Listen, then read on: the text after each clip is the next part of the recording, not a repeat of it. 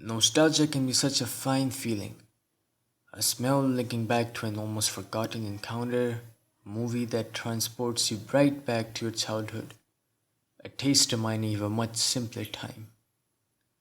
The town of Marvel had a way of giving you this intense sensation every day through every month. I think most of the reason for it was the seclusion of it all. Marvel is rather small. We only have the essential shops to fulfill our needs, but if we really wanted to escape to a bigger city, then we would have to encounter hours in the car. You might think we'd find it hard to breathe. Mom, Dad, and I hardly ever left town. If we did, then it was only for a bigger purchase of something we could not get here or for a vacation during summer.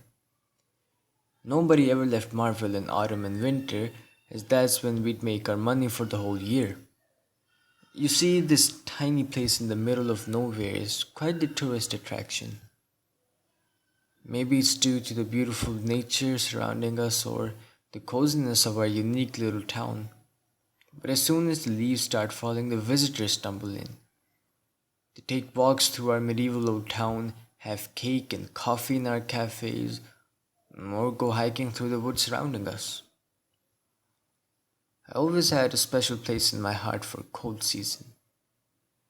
It brings some rolling into our town. Don't get me wrong, I do enjoy Marvel, but the older I grew, the more I'm craving to see the big world, meet new people, see what is out there.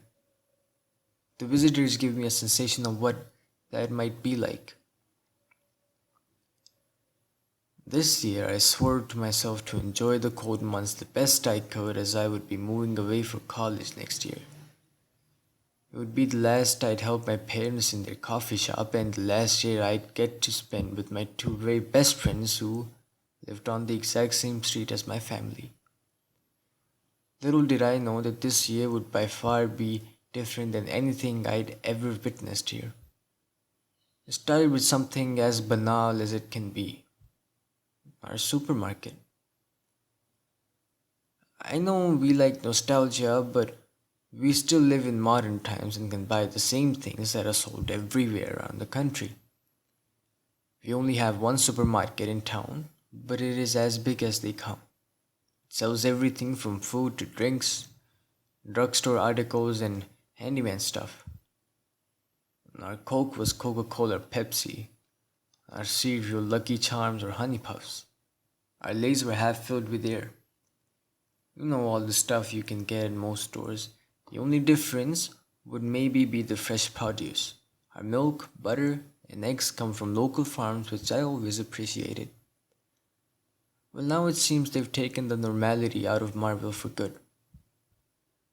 And it was a boring ass Saturday, as it is every week in Marvel, when we started noticing the changes. Damien, Tessa, and I were on our way to buy snacks for the evening and hopefully find someone to get us some beer. I feel like it's gonna rain tonight. We should do a movie marathon, Tessa exclaimed on our way to the store. Autumn comes early in Marvel. The hot weeks of summer were slowly coming to an end.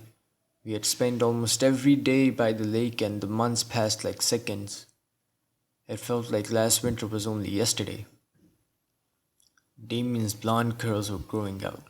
Tessa's sun-kissed tan was slowly fading and I was getting ready to go back to help my parents selling coffee and tea. Soon the visitors would come in. Some come for a day, some stay for days, or even weeks at the local B&B. Nah, Damien grunted. What fucking movie have you not seen yet, Tess? Do you have a better idea? She hissed back. Spending basically every day together was starting to show its toll on us. These were the last carefree days we had, though, and I wanted to cherish them and do as little as we could as long as it was still time to relax. Soon we'd have to get back to studying and working. The automatic doors of our local Mars store opened and we were greeted by the cold breeze of the air conditioner. There was a distant melody playing from the speakers of the store, something old and cozy. I guess they were trying to get us into the holiday spirit already to frame a need for consumption. Most grocery stores have a very specific setup. They start with greens and fruits because when you start shopping, your mind is focused and you might want to go for the healthy options. You start filling up your cart with them, and when you make your way to the end of the store, the focus is killed and you go for the sweets. Well, my friends and I usually skip the healthy section altogether. Today, however, they caught our attention. We had only stepped in and our awareness was sharp. What the fuck? Tess whispered.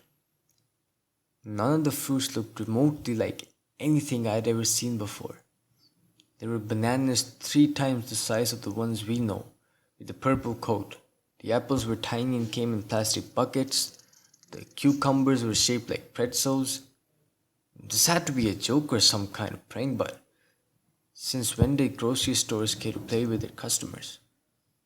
This is hilarious. Damien said and walked up to strawberries that all looked as if someone had taken a bite of them already. And I had no idea what to say, and my initial reaction was laughter. Though deep inside I knew this wasn't funny. I felt a knot tie in my stomach. Something was awfully off. We continued walking down the aisles looking for another customer or worker. Marvel was a small place after all. We knew almost everyone who lived there.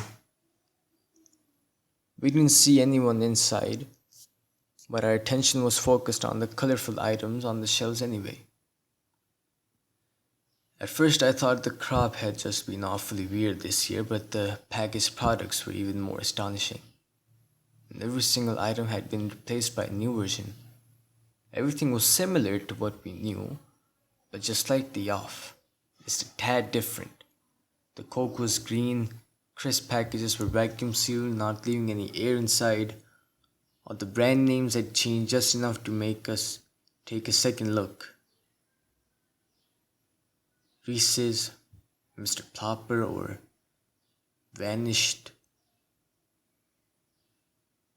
Maybe the owners changed and they're only selling off brand stuff because it's cheaper or something, I suggested. Yeah, and they decided to exchange everything in one night? I was here yesterday and I swear it was all normal. Damien responded while walking towards the shelf and touching anything he could get his hands on. Let's ask her. Tess started walking up to a woman dressed completely in black with a top hat completing her outfit.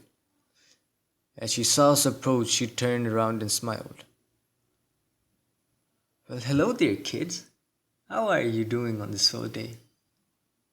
Um, Hello, are you from around here? I asked.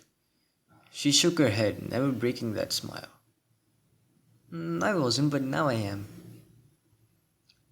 Tess and I looked at each other, not sure what to respond to that. What do you think about the products in the shop? Oh, they're terrific, wonderful, delicious, she responded. Oh, Logan, sweetheart, you should get some of these biscuits and broskets for the coffee shop, she said as she gently grazed her fingers down my face. It felt like sandpaper. And I had no idea how to respond.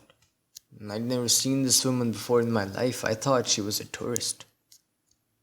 Without saying another word, she turned around and continued shopping, all while humming some melody.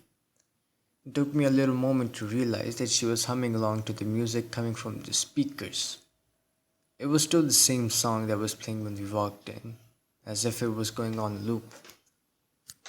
This is so freaky, Damien whispered. Are we dreaming? Tess chuckled, but I didn't feel like joking around. I was genuinely disturbed. Let's go to the register, I suggested. The only cashier working that day was Matthew, a guy we knew from school.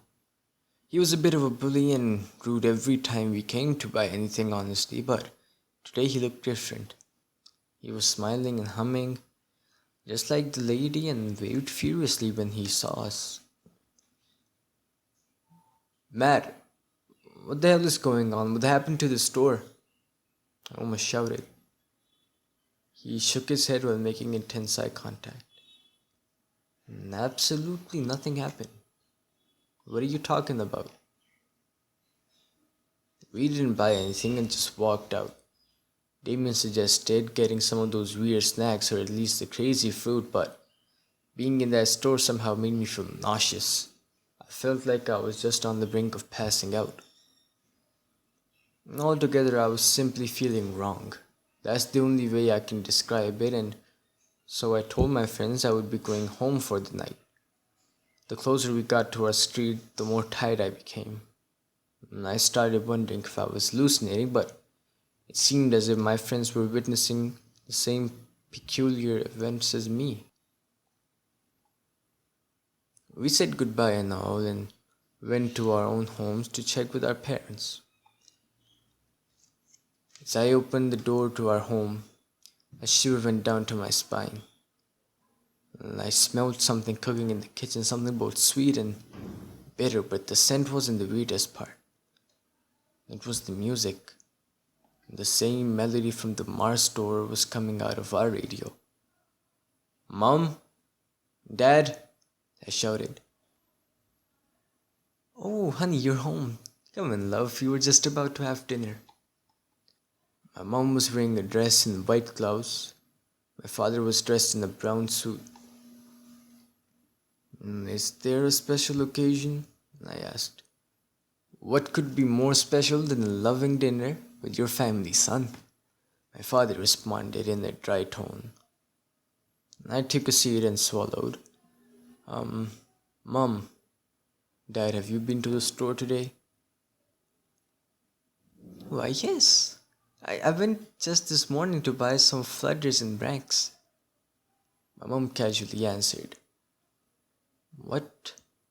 She pointed at the pan that was filled with some weird substance. It looked gooey and was formed into squares, like a mixture of pudding and crackers. Both my parents looked at me as if I was the one losing my mind. My stomach started rumbling again.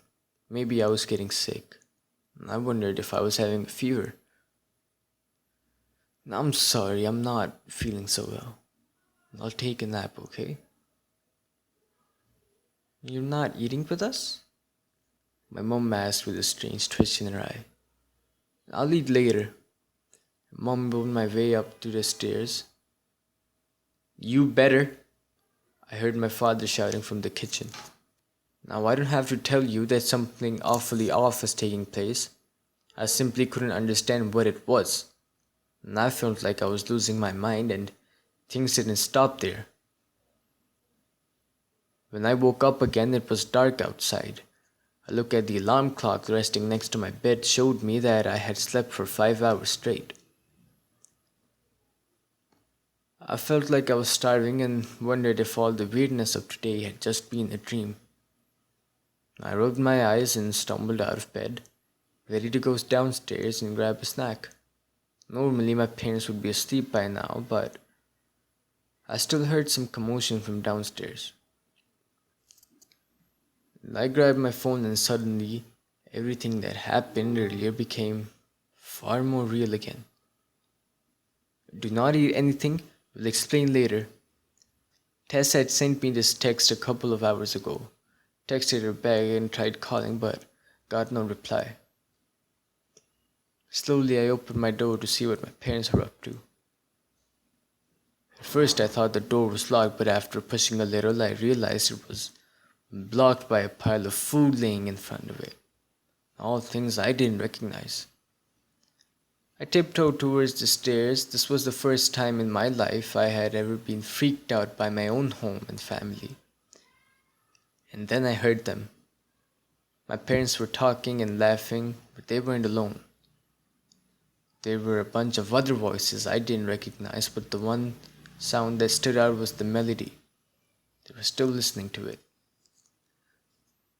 There was no way I was going down there to confront them. I got back to my room as fast as I could, locking the door behind me.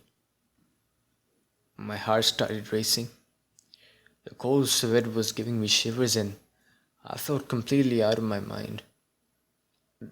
I always knew Marvel as the sole definition of the most wonderful place on earth.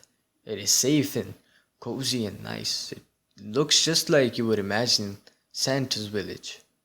The people are friendly, even the tourists. But now something else must have crept in here. Something that doesn't belong, and it is somehow connected to that grocery store with the items that were all just slightly off. I have no idea what to believe anymore, but I feel the deep need to get out of here before more of them appear.